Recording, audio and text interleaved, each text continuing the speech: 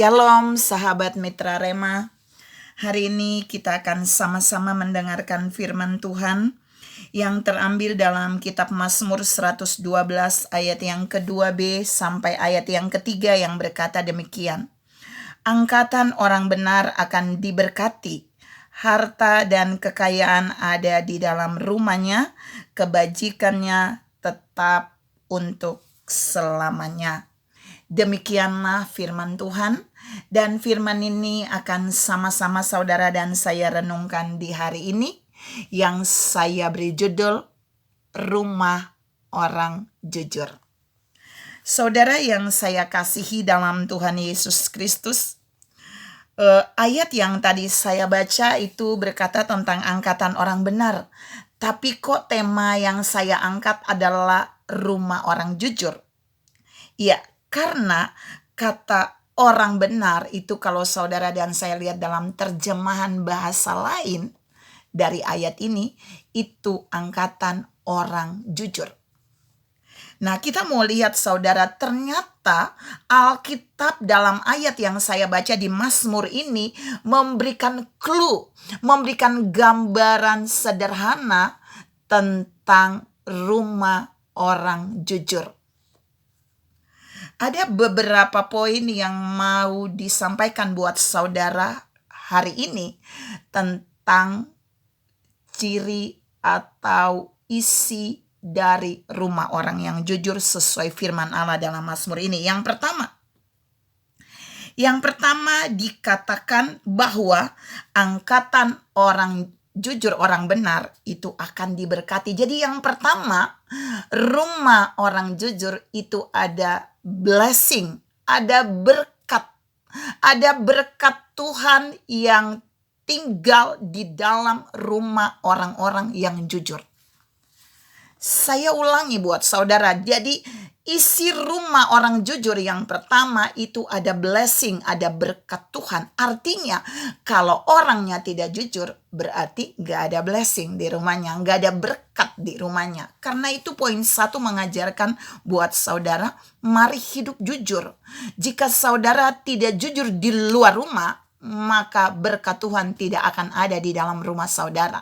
Jika saudara tidak jujur di dalam pekerjaan, maka blessing atau berkat Tuhan gak akan ada di dalam rumah saudara. Jika saudara tidak jujur di dalam pelayanan, maka tidak ada blessing, tidak ada berkat yang tinggal di dalam rumah saudara. Yang kedua di sana bilang bahwa ada kekayaan di dalam rumah orang yang jujur. Di situ bilang orang benar. Kata kekayaan di situ dalam terjemahan yang lain itu rich. Itu orang yang diberkati Tuhan karena bekerja keras. Lalu dia mendapat keuangan yang banyak. Saya ulangi, kata kekayaan di situ adalah terjemahannya rich. Artinya orang yang mendapat blessing, dapat berkat Tuhan di dalam pekerjaannya. Ketika dia bekerja, lalu Allah memberkati pekerjaannya dan berkat itu kemudian ada dibawa pulang ke dalam rumahnya. Dia punya kekayaan karena Allah memberkati pekerjaannya dan hasilnya uang dan sejenisnya itu ada di dalam rumahnya.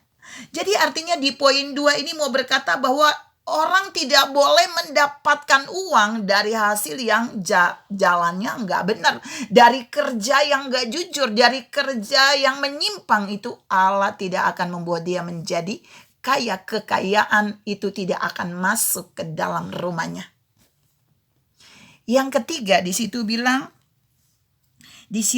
bilang bahwa harta, kata harta itu dalam terjemahannya adalah wealth. Itu kelimpahan yang melebihi kekayaan. Jadi kelimpahan kekayaan ini adalah orang ini dia memiliki kekayaan, memiliki uang yang gak habis-habisnya sampai kepada keturunan-keturunan selanjutnya. Bisa sampai kepada keturunan yang ke-7, gak ada habisnya. Saudara yang saya kasih dalam Tuhan Yesus Kristus, ini berbeda dari poin yang kedua. Poin yang kedua tadi adalah kekayaan yang diterima, uang yang diterima ketika seseorang itu bekerja keras dan jujur di dalam pekerjaan, dalam pelayanan, dan di mana saja. Maka Allah akan membuat dia memiliki kekayaan dan diisi di dalam rumahnya. Tapi yang ketiga itu kelimpahan di atas dari yang nomor 2. Kelimpahan ini adalah Allah mempercayakan kekayaan yang berlimpah, yang gak ada habisnya ketika dia nikmati, dan itu bisa diturunkan kepada keturunannya karena memang Allah memberikan blessing khusus untuk dia menjadi berkat.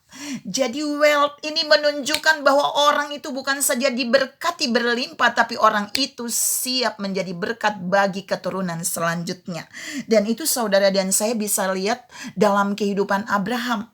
Kekayaan yang dimiliki Abraham itu gak habis ketika Abraham meninggal, itu diturunkan kepada Ishak.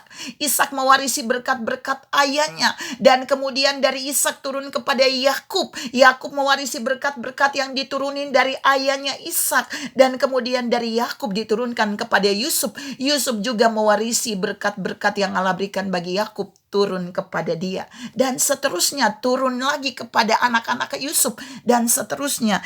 Ini kekayaan yang berlimpah yang menjadikan seseorang di dalam rumah itu bisa menjadi berkat, bukan saja bagi keturunan selanjutnya, tapi juga bagi banyak orang.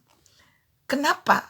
Karena mereka menjadi generasi orang yang jujur, hidup takut akan Tuhan, tidak menyimpang dari perintah-perintah Tuhan. Itu bisa saudara lihat di ayat atasnya di dalam Mazmur 112 ayatnya yang pertama.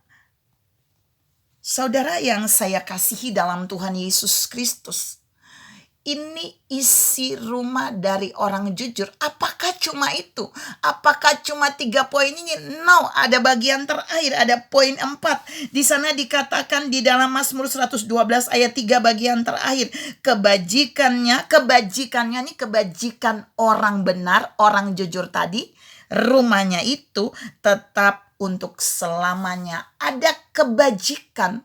Kebajikan itu di sana itu ada rahmat Tuhan, ada berkat-berkat rohani, ada pertolongan-pertolongan Tuhan yang terjadi di dalam rumah itu. Allah buat karena orang ini jujur di hadapan Tuhan dan manusia. Saudara yang saya kasihi dalam Tuhan Yesus Kristus, lewat firman hari ini Tuhan mau katakan buat saudara dan saya bahwa jika saudara dan saya adalah orang-orang yang takut Tuhan, mengikuti perintah Tuhan, ikuti perintah Tuhan, dan hidup jujur di dalam kehidupan pribadi, kehidupan pelayanan, kehidupan pekerjaan, hidup jujur di dalam segala sesuatu yang Tuhan percayakan kepada kita, maka isi rumah kita pasti ada blessing, ada berkat, ada kekayaan. Ketika kita bekerja keras, apa yang kita kerjakan dibuat Tuhan berhasil, menghasilkan keuangan yang berlimpah dan masuk ke dalam rumah kita. Tapi yang ketiga, ada kekayaan yang berlimpah yang gak habis-habisnya, yang akan membuat kita bukan saja diberkati seumur hidup, tapi kita juga bisa menjadi berkat bagi keturunan kita dan bagi banyak orang. Dan yang terakhir, yang keempat, kebajikan Tuhan, rahmat Tuhan, segala pertolongan Tuhan yang ajaib, berkat-berkat rohani itu akan tetap tinggal di dalam rumah kita jika kita menjadi generasi yang hidup jujur di hadapan Tuhan.